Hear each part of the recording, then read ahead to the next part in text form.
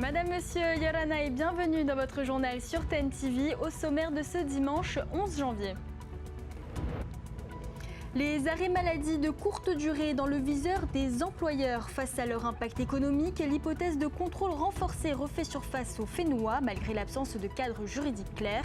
Un sujet que nous aborderons avec une organisation de salariés, Atia Imoua, sa secrétaire générale Avaiki Tewiyao est notre invitée ce soir. En préparation d'un défi inédit, un trimarin de course océanique navigue actuellement en Polynésie. Un multicoque de 21 mètres engagé entre Tahiti et Tetiaroa pour établir un temps de référence. Un projet porté par 2 navigateurs à découvrir en fin d'édition.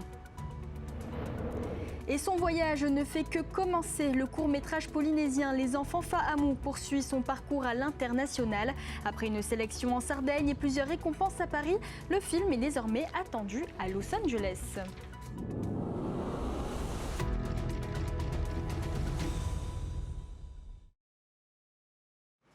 Les salariés polynésiens abusent-ils des arrêts maladie? Pour certains patrons, la question ne se pose même plus.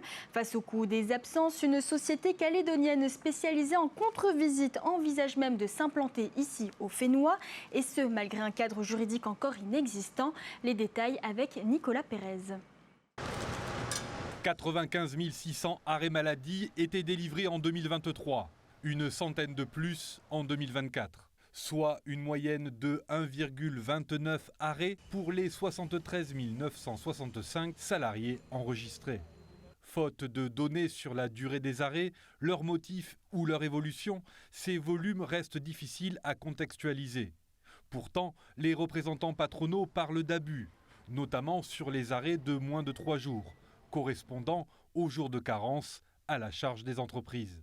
C'est toujours les mêmes salariés qui reviennent avec des arrêts de travail à la veille des jours fériés, quand il y a des ponts, quand il y a un événement sportif, quand il y a un concert, etc. etc. Donc voilà, aujourd'hui c'est intenable, ça a un coût maintenant incroyable pour l'entreprise. J'ai interpellé le conseil d'administration de la CPS de leur dire de simplement compter. Et quand ils vont compter, ils vont s'apercevoir de ce que coûtent les arrêts de 3 jours en Polynésie française. Et à partir de ce nombre d'arrêts, on va pouvoir regarder par chaque médecin, et nous on réclame à ce que le conventionnement par médecin soit regardé de très près, parce qu'on voit bien qu'il y a des médecins qui abusent. Un coût pour les entreprises, là aussi inconnu, par manque de collecte efficace. Du côté des professionnels de santé, accusés pour certains de complaisance, les arrêts maladie doivent être analysés par plusieurs prismes.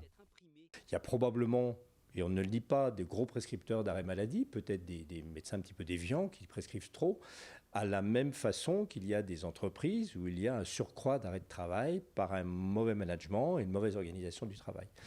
Et se poser les questions, d'où l'intérêt, je pense, de se rencontrer et d'échanger à ce sujet parce que c'est multifactoriel. Depuis quelques semaines, les regards se tournent vers l'arrivée en Polynésie de Medical Partner Control, société calédonienne spécialisée dans la contre-visite médicale. Elle annonce que les 2000 contrôles effectués en 2025 ont permis de constater que 47% des arrêts maladie n'étaient plus indemnisables. On n'annule pas ce qu'a fait le médecin prescripteur. On considère qu'au jour du contrôle médical, l'état de santé ne justifie plus l'arrêt de travail ou alors que l'arrêt de travail n'est pas respecté. Pour la gérante, ces prestations ne doivent pas être vues comme punitives, mais bien organisationnelles. On a compris que l'intérêt était pour savoir si le salarié allait reprendre. Donc encore une fois, on est de moins en moins sur le côté justifié ou pas justifié, mais sur le côté organisation. Est-ce que je dois réorganiser mes équipes? Comment, surtout notamment pour les horaires, les industries où il y a des travails de nuit, où il y a des travails en 3-8, voilà, tout ça, ça nécessite de savoir si le salarié va reprendre. Ces contre-visites viendraient donc compléter les 1300 contrôles effectués en 2024 par la CPS. Mais ce service privé destiné aux chefs d'entreprise a un coût, entre 22 000 et 45 000 francs par intervention. Le pire, c'est qu'on nous propose de faire contrôler par une entreprise extérieure, la Polynésie, qui va nous coûter 2 fois le prix de notre arrêt de travail. Donc non, il faut revenir à la base, c'est-à-dire la caisse doit jouer et faire son rôle. Les arrêts maladie coûteraient environ 5 milliards par an à la CPS. En Nouvelle-Calédonie, 12% des arrêts qui se sont révélés non indemnisables pourraient être frauduleux, selon Medical Partner Control. Pour en parler et avoir le regard du côté des salariés, nous recevons ce soir en plateau Avaiki Teuiyo, secrétaire général de Actia Imua, Yorana. Alors les patrons disent ressentir une hausse des abus pour les arrêts maladie, surtout à courte durée. Quel est votre ressenti sur le terrain en tant qu'organisation salariale ? Alors, permettez-moi d'abord de présenter mes meilleurs vœux aux téléspectateurs de TNTV et une bonne santé, puisqu'on dit qu'après la santé, tout arrive. Pour répondre à votre question sur les arrêts de travail de courte durée, je ne peux pas rejeter ce que vient de dire M. Play par rapport à certains salariés qui sont toujours les mêmes et toujours aux mêmes périodes qui présentent des arrêts de travail. C'est un fait, c'est factuel. Mais à côté de ça, je rejoins également ce que vient de dire le Toté. Il faut se poser les bonnes questions. Oui, il y a certainement un abus, mais pourquoi ? Pourquoi ? Est-ce que ce n'est pas lié au management ? Est-ce que ce n'est pas lié à un mal-être au sein de la structure ? En tant que responsable d'une entreprise, ce sont ces questions qu'il faut se poser avant de demander à la CPS, aux autorités du pays, aux organisations syndicales de se mettre autour d'une table pour pouvoir fliquer en fait l'ensemble des travailleurs polynésiens. Mais est-ce que vous arrivez à comprendre également l'agacement des employeurs qui parlent d'arrêt de complaisance ? Bien sûr que je comprends. Est-ce que ça reste Bien sûr, marginal ? Est-ce que ça reste structurel ? Moi-même, par rapport à mes adhérents, j'ai certains salariés qui me disent « mais Avaiki, ça suffit ». Parce que ce sont toujours les mêmes salariés. Et donc, à côté de ça, ce sont ceux qui restent au sein de la structure qui récupèrent la charge de travail de ceux qui sont absents. Eh bien oui, là, il y a un problème. Mais avant de lancer la pierre aux prescripteurs, à la CPS qui manque d'effectifs, etc. L'employeur, il faut qu'il se pose les bonnes questions. Alors, qu'est-ce qui ne va pas dans mon entreprise qui fait que le salarié ait ce comportement ? Alors, est-ce qu'il y a un symptôme de malaise au sein des entreprises alors ? Ça pourrait s'expliquer par un mal-être au niveau de l'entreprise. Alors, et ce n'est pas valable que dans le secteur privé, hein. Parce que même dans le secteur public, la question peut se poser. Et puis, preuve en est, je crois que c'était l'année dernière, le pays a organisé un séminaire sur le bien-être au travail.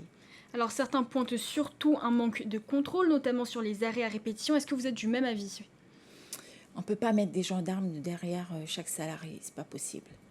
Le dispositif qui est proposé, enfin en tout cas... qui est proposé qui est en place en Nouvelle-Calédonie est une réponse, mais je ne pense pas qu'elle soit adaptée à la Polynésie. En Nouvelle-Calédonie, l'état d'esprit d'un travailleur kanaki n'est pas celui d'un travailleur polynésien. Donc oui, justement, on vient de voir en Nouvelle-Calédonie, les employeurs font appel à des sociétés privées de contre-visite médicale privée. Il enregistre environ 42% d'arrêts injustifiés. Donc pour vous, ce n'est pas faisable ici en Polynésie de la même façon. Mais alors, si jamais on était amené à le faire, qui devrait prendre en charge ? Est-ce que ça serait les employeurs ou plutôt la CPS ? Aujourd'hui, c'est la CPS. Demain, s'il fallait se calquer sur le dispositif tel qu'en Nouvelle-Calédonie, ça serait les employeurs. Mais... pour avoir discuté avec certains d'entre eux, je peux comprendre leur position. Il n'est pas question qu'ils prennent en charge, en tout cas, ce dispositif et notamment qu'ils rémunèrent un tel prestataire. Moi, je dis que la CPS, si elle devait garder ce volet, ou si elle devait sous-traiter avec une entreprise telle que celle qui est en Nouvelle-Calédonie, pourquoi pas ? Mais est-ce que nous, en tant que ressortissants à la CPS, on verrait la baisse de nos cotisations par rapport... parce que c'est une dépense, hein, c'est un coût pour la CPS. Donc, si la CPS devait déléguer ça à un contrôle, à une entreprise qui ferait payer les employeurs pour ce genre de prestations, nous, en tant que ressortissants, est-ce qu'on bénéficierait d'une baisse de nos charges sociales ? Je ne suis pas certaine. Justement, on va passer aux perspectives de 2026. Comment se présente le climat social pour vous en 2026 ? Alors, pour nous, c'est simple. Le pays vient de déposer un projet de loi de pays sur la révision des modalités de calcul du SMIC. Je dis ce soir que Atia et moi s'opposera à cette révision parce que elle n'est pas en faveur des salariés, quoi qu'on en dise, quoi que le gouvernement en dise. Pour nous, dès lors qu'on décroche le wagon indice des prix à la consommation pour le remplacer par l'indice de l'ouvrier, c'est un fait, mais ça va pas en faveur c'est pas en faveur des salariés. Je suis désolée. Merci Avaiki Tewiyao d'avoir accepté notre invitation. Anticiper pour mieux intervenir à Huahine, des équipes du patrouilleur Bougainville sont à pied d'œuvre sur une mission stratégique, repérer les futurs points de débarquement de la marine en cas de catastrophe naturelle, une opération de terrain entre mer, plage et plongée au cœur de la préparation des secours. C'est un reportage de Léa Gugelman. À Ahapu, sur l'île de Huahine, cette cale pourrait devenir un point de débarquement clé pour la marine en cas de catastrophe naturelle. Un site stratégique dont la dernière reconnaissance datait de 2008. Aujourd'hui, le Bougainville est sur zone. Objectif, actualiser les données et évaluer précisément le potentiel du site. Notre équipe s'organise autour de 2 groupes. Un premier groupe terrestre dont l'objectif est d'analyser les axes routiers, d'analyser l'axe de présentation que vous voyez derrière moi de l'EMBSV, et un défi pour l'équipe plongeur. L'équipe plongeur là, qui part plonger pour reconnaître le chenal d'accès de notre embarcation amphibie. Sur le terrain, chaque détail compte. À terre, les équipes relèvent, mesurent et croisent les informations. Sous l'eau, les plongeurs avancent méthodiquement, mètre par mètre, pour cartographier les fonds. On a tiré ce qu'on appelle un jalon avec une corde sur tout le fond de l'eau, et on a plongé au niveau de ce jalon pour après mesurer avec notre profondimètre les sondes et vérifier qu'il y a... Nous, ce que nous intéresse, c'est vérifier qu'il y a plus d'1,10 m d'eau qui correspond à la taille en gros de nos hélices sous l'eau, qui permet donc d'accéder, permet au bateau d'accéder à la plage. Une fois les relevés validés, l'embarcation amphibie s'approche, manœuvre et vient s'échouer directement sur la cale. Derrière cette expertise technique, un enjeu majeur, le soutien aux populations. En cas de crise, ces cales et ces plages deviennent des points d'accès vitaux pour acheminer secours, véhicules et aide humanitaire. Sur les plages de Huahine, aujourd'hui, c'est la sécurité de demain qui se prépare. Et au-delà de cette mission de préparation, le Bougainville assure aussi la surveillance des eaux polynésiennes. À bord, la gendarmerie maritime multiplie les opérations de contrôle et de prévention dans l'archipel, notamment dans les zones de navigation les plus fréquentées pour garantir la sécurité des usagers de la mer. Léa Gugelman a interrogé le gendarme Emric sur les zones contrôlées et les équipements obligatoires. On fait tout ce qui est pêche professionnelle, pêche plaisancier et toute la plaisance en fait qui va se dérouler dans l'archipel. Et on est amené à contrôler en fin de compte du pêcheur jusqu'au consommateur toute la filière poisson et faire respecter tout ce qui est zone de pêche réglementée. On va retrouver plusieurs zones de navigation. On va avoir ce qu'on dit chez nous la zone lagonaire, donc qui s'étend jusqu'à peu près de nautiques. Là, il va nous falloir pas grand-chose en soi en termes de matériel de sécurité. Il va nous falloir déjà pour le bateau son certificat d'immatriculation, le permis bateau bien évidemment, et après on va être sur une ancre, un bout de remorquage et les gilets de sauvetage. Après, on va passer sur une navigation, on va dire, un peu plus côtière, jusqu'à 5 nautiques des abris. Et là, on va augmenter, en fait, au niveau final, le matériel de sécurité. Donc, il va nous falloir des extincteurs, il va nous falloir des fusées à main, il va falloir un peu plus de choses. On reste en mer, mais place cette fois la course au large. Un trimaran de 21 mètres navigue actuellement en Polynésie pour préparer un défi ambitieux, celui de relier Tahiti à Tetiaroa le plus rapidement possible, avant un objectif plus lointain, celui de la route du Rhum 2026. Un projet mené par 2 navigateurs, dont un Polynésien. C'est un reportage signé Davidson Bennett. Dans le lagon de Tahiti, un géant des mers attire les regards. Un trimaran de course de 21 mètres de long capable de filer à plus de 70 km/h à la seule force du vent. Un bateau rare dans nos eaux, venu spécialement pour s'entraîner en vue d'une des plus grandes courses océaniques au monde, la route du Rhum. Mon projet pour l'année prochaine, c'est de faire la route du Rhum avec un trimaran comme celui-ci. Et Sean, qui est mon partenaire sur ce projet, il va faire aussi la route du Rhum sur ce bateau. Avant de mettre le cap sur l'Atlantique, l'équipage veut marquer l'histoire locale. Ce dimanche, ils ont tenté d'établir un premier temps de référence entre Tahiti et Tetiaroa, un parcours jamais chronométré jusqu'ici. On va partir de la pointe Vénus, faire le tour de Tetiaroa et revenir. Donc tout ça à la voile. Donc on va établir un temps record, un temps de référence, on appelle ça.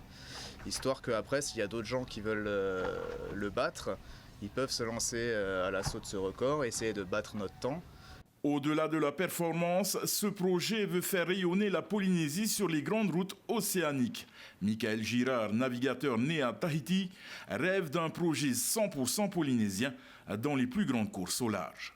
Pour montrer que déjà en Polynésie, il y a des gens qui veulent faire de la voile de haut niveau.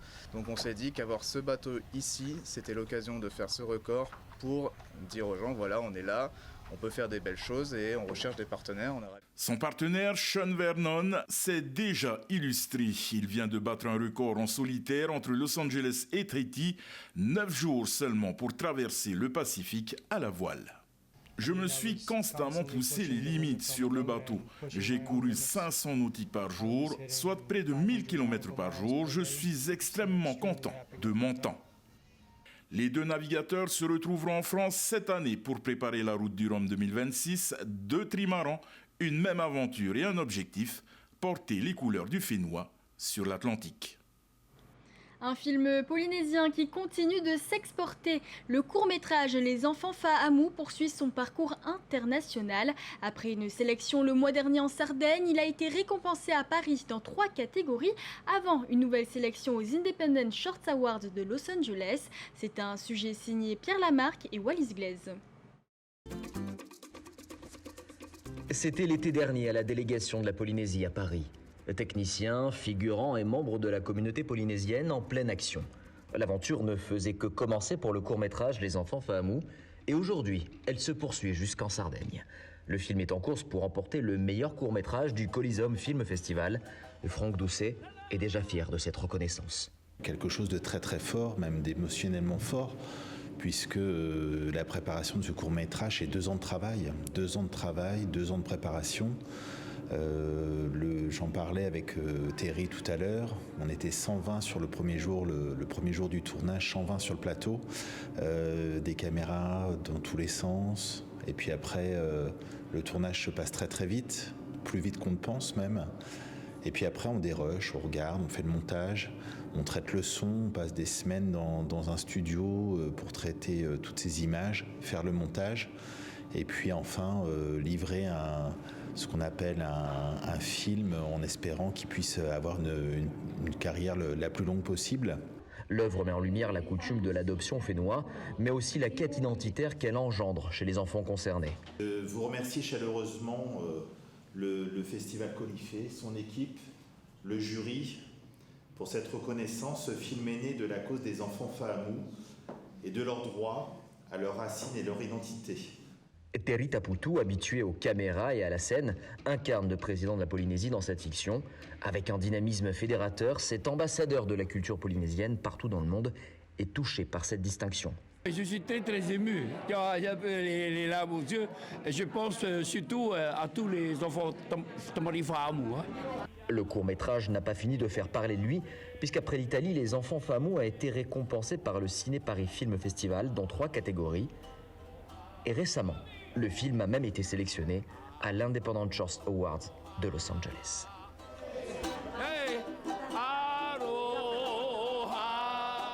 C'est la fin de ce journal, merci de l'avoir suivi. Retrouvez tout de suite après la rediffusion du Huratapairu 2025 suivi de votre film Godzilla. Demain, Vémi Thierlo sera aux commandes de votre journal. Quant à moi, je vous souhaite une très belle soirée sur TNTV et une excellente rentrée à tous les élèves. Retrouvez ce journal en replay sur notre site internet et notre application mobile TNTV.